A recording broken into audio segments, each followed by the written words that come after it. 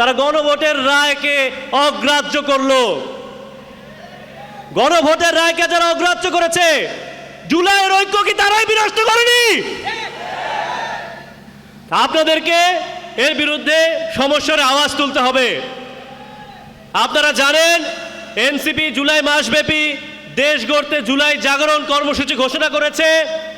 এর মধ্য দিয়েই জুলাই গণ অভ্যুত্থানে এই যে ওলামায়ে কেরাম, ছাত্র জনতা, সর্বস্তরের জনগণ যে রাজপথে ছিল, ঐক্যবদ্ধ ছিল, এই ঐক্য আমাদেরকে আবার ফিরিয়ে আনতে হবে ইনশাআল্লাহ।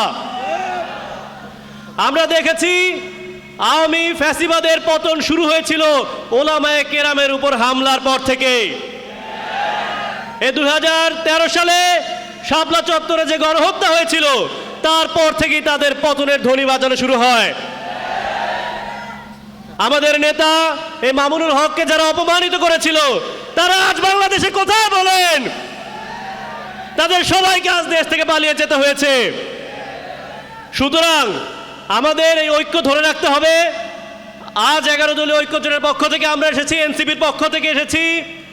আমরা এই 11 দল যদি একসাথে থাকি, জুলাই গণ অভ্যুত্থানের যে মূল স্পিরিট আছে, ঐক্যবদ্ধ বাংলাদেশ, বৈষম্য বিরোধী বাংলাদেশ, এটিকে অর্জন করতে আমরা সক্ষম হব ইনশাআল্লাহ।